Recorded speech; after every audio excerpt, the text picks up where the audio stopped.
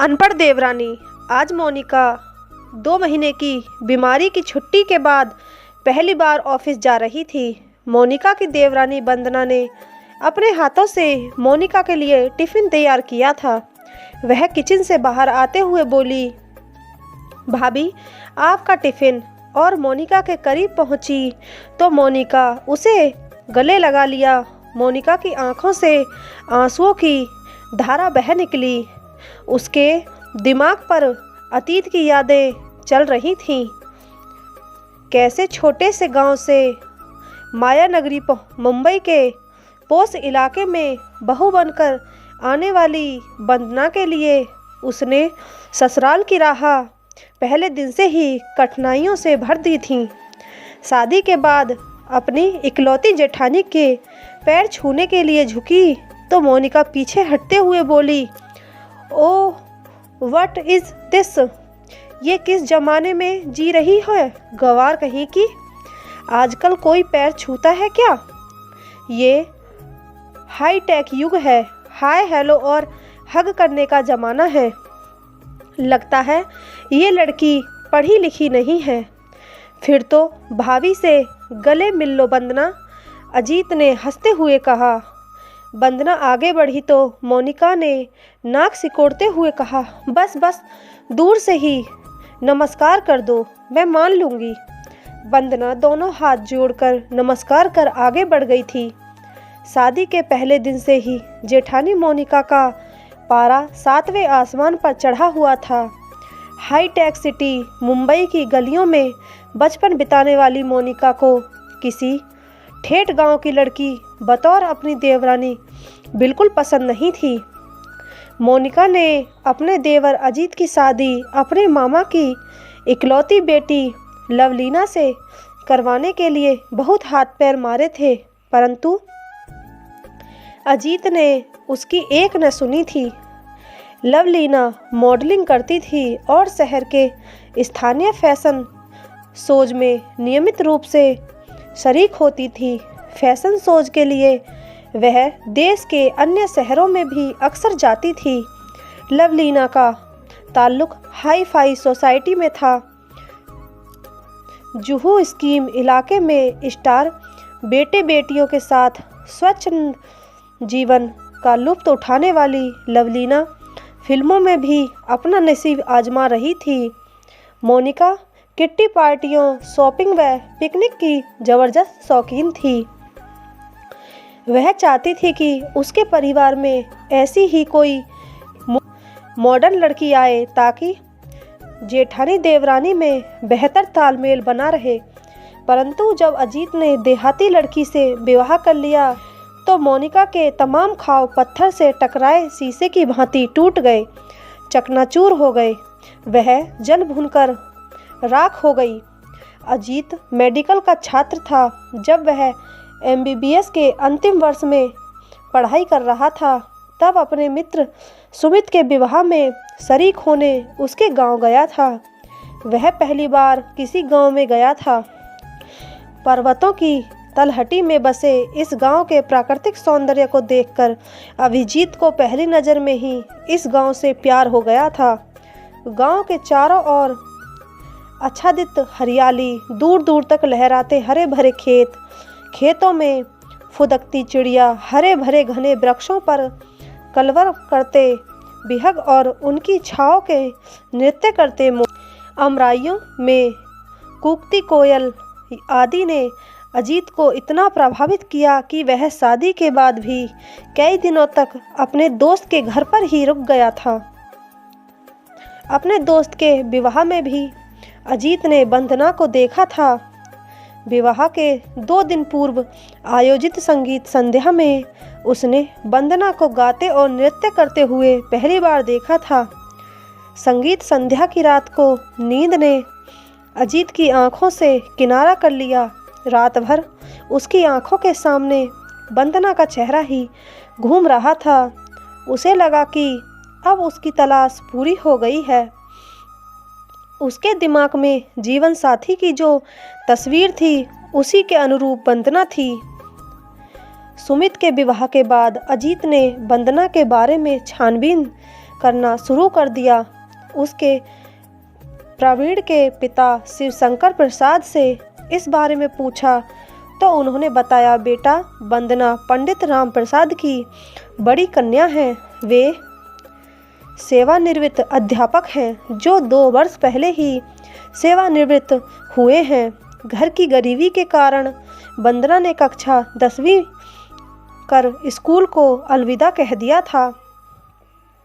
वंदना मेरी गोद में खेली है। लड़की बहुत ही संस्कारी, सुशील और बुद्धिमान है। वंदना की आवाज़ बहुत ही मीठी व सुरीली है। वह बहुत अच्छा गाती है। प्रवीण के विवाह में संगीत संध्या में तुमने वंदना के गीत सुने होंगे। अजीत, एक बात मैं तुम्हें यह भी बताना चाहूँगा कि वंदना के विवाह की चिंता ने राम प्रसाद की नींद हराम कर दी है। उनकी बिरादरी के कई लोग वंदना को देखना चाहते हैं, पर दहेज पर आकर बात फिसल जाती है। वंदना से छोटी एक और बहन है, उसके हाथ भी पीले करने हैं। गत वर्ष पंडित जी की पत्नी का अल्पावधि बीमारी के बाद निधन हो गया था। उन्होंने इलाज में पैसे पानी की तरह बहाया, पर उसे बचा न सके। पंडित जी की पत्नी का निधन क्या हुआ, इस परिवार की रीढ़ की हड्डी टूट गई।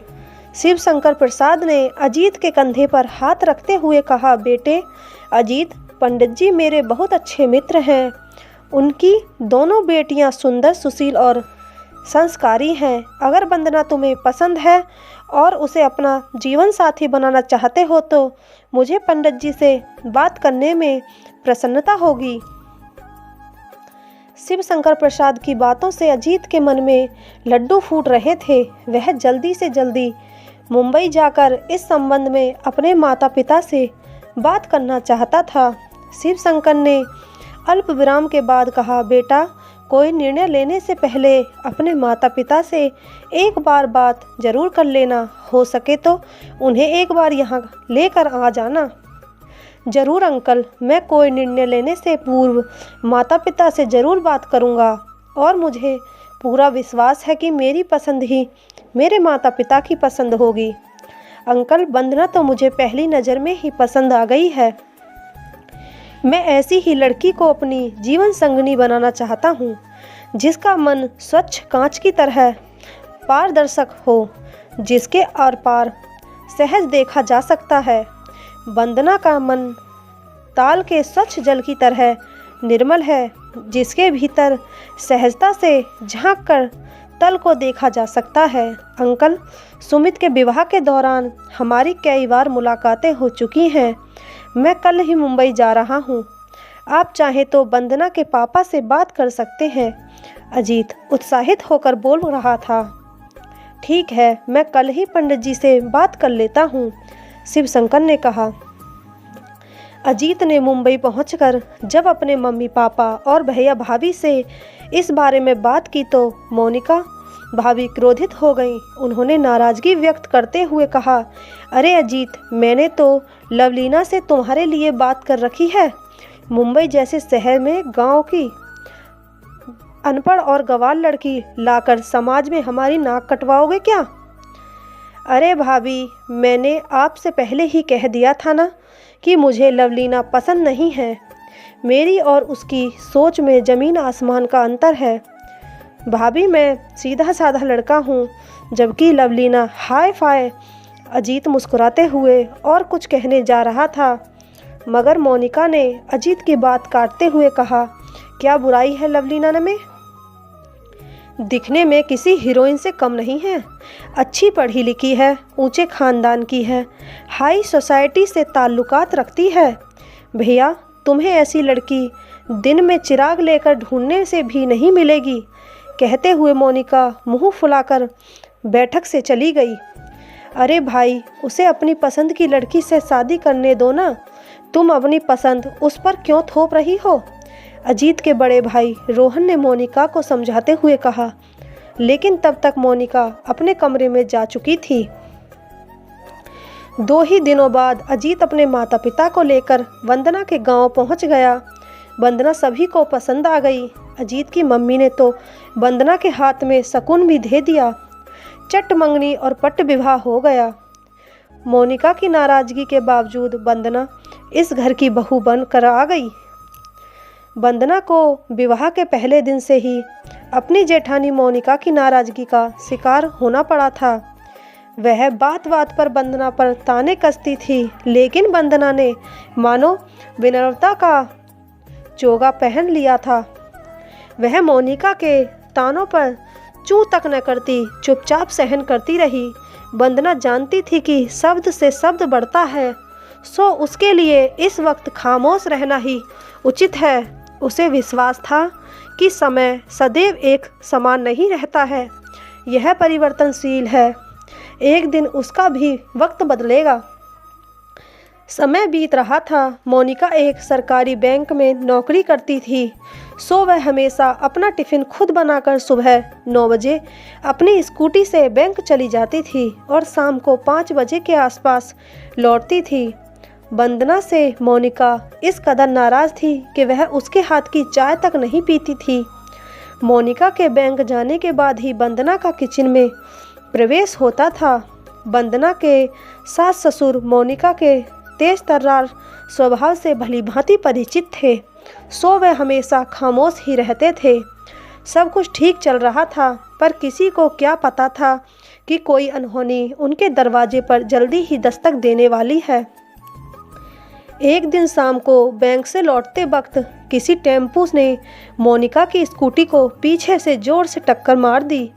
मोनिका ने हेलमेट पहना हुआ था, इसलिए उसके सिर पर चोट नहीं आई, मगर उसके दाएं हाथ और पैर पर गहरी चोट आई थी। किसी भले व्यक्ति ने अपनी कार में मोनिका को नज़दीक के अस्पताल में पहुंचाया था। अस्पताल से फ़ोन आते ही अजीत और वंदना तुरंत अस्पताल पहुंचे। मोनिका के पति रोहन ऑफिस के काम से भोपाल गए हुए थे। अजीत ने देखा कि मोनिका आईसीयू में है। डॉक्टरों ने बताया कि वह अभी बेहोशी की अवस्था में है, कुछ देर में उन्हें होश आ जाएगा। हेलमेट की वजह से उनके सिर में कोई चोट नहीं आई, मगर वह घबरा कर बेहोश हो गई हैं। उसके हाथ और पैर में गहरी चोट लगी है, फ्रैक्चर भी हो सकता है। एक्सरे रिपोर्ट आने के बाद ही पता चल पाएगा। कुछ ही देर में मोनिका को होश आ गया।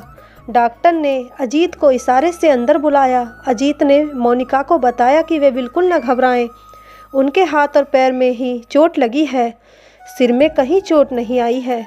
एक्सरे से मालूम पड़ जाएगा कि फ्रैक्चर है या नहीं। कुछ ही देर बाद डॉक्टर ने एक्सरे देखकर अजीत को बताया कि मोनिका के दाएं हाथ और बाएं पैर में फ्रैक्चर है, उन्हें करीब 1 सप्ताह अस्पताल में रहना पड़ेगा। अजीत ने फ़ोन द्वारा रोहन को घटना की जानकारी दे दी। करीब 2 सप्ताह के बाद मोनिका को अस्पताल से छुट्टी मिली। अजीत और वंदना के साथ मोनिका घर पर आई। घर के दरवाजे पर मोनिका को रोककर वंदना ने कहा, भाभी, अब तुम अपने लिए पानी का गिलास तक नहीं भरोगी। डॉक्टर ने वैसे भी आपको पूरे 2 महीने आराम करने की सलाह दी है। फिर आपके हाथ में और एक पैर पर प्लास्टर चढ़ा है, सो आपको अब आराम की सख्त ज़रूरत है। आज से आप मुझे कोई भी और किसी प्रकार का काम करने के लिए कहने में कोई संकोच नहीं करोगी। ऐसा मुझसे वादा करो, तभी आपको मैं घर के अंदर आने दूंगी। यह कहने के साथ ही वंदना बीच दरवाजे पर खड़ी हो गई। मोनिका की आंखों से आंसू झलक पड़े। उसने वंदना को एक हाथ से अपनी ओर खींचते हुए उसका माथा चूम लिया और रुंधे कंठ से बोली, वंदना, मुझे माफ़ कर देना। मैंने तुम्हें न जाने क्या क्या कहा और तुम्हें बेवजह परेशान भी बहुत किया। तुम पिछले 2 सप्ताह से सब कुछ भुला कर मेरी सेवा में हाजिर हो गई। इतनी सेवा तो अपना भी कोई नहीं करेगा। वंदना, तुम्हें इस घर में आए अभी 7 महीने ही हुए हैं, पर तुमने अपनी मीठी आवाज़ और विनय भाव से हम सब का दिल जीत लिया। मुझे अजीत की पसंद पर गर्व है। वंदना, तुम्हारे बर्ताव से एक बात मेरी समझ में आ गई कि गांव की लड़की अनपढ़ हो सकती है मगर असंस्कारित नहीं। तुम पारिवारिक एटिकेट्स की जीती जागती मूरत हो। वंदना प्लीज़ पहले तुम मुझे माफ़ कर दो, तो ही मैं घर में प्रवेश करूंगी। भाभी आप बड़ी बहन के समान हैं, जिसे अपनी छोटी बहन को डांटने और फटकारने का हक तो होता है ना। फिर भला मुझे बुरा क्यों लगेगा?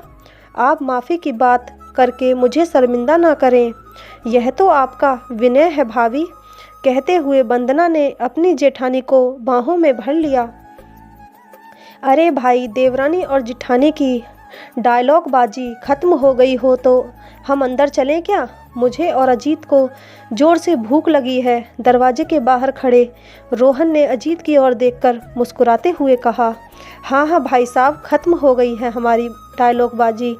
आप सब भीतर आइए, मैं भाभी को अपने कमरे में बिठाकर आप सभी के लिए चाय नाश्ता बनाती हूँ। कहते हुए वंदना ने अपने दोनों हाथ मोनिका की तरफ बढ़ा दिए, जिन्हें उसने कसकर पकड़ लिया और धीरे धीरे वंदना का सहारा लेते हुए अपने कमरे की ओर बढ़ने लगी। अरे भाभी, आप कहाँ खो गई हो? अब तो मेरा हाथ छोड़ो न। आपने कब से इसे कसकर पकड़ रखा है? आपको बैंक जाने में देर हो रही है। वंदना ने कहा। ओह सॉरी वंदना, मैं तो अतीत में पहुंच गई थी। कहते हुए मोनिका ने वंदना के हाथ से टिफ़िन लिया और अपने पति रोहन के साथ धीरे धीरे सीढ़ियों से उतरने लगी।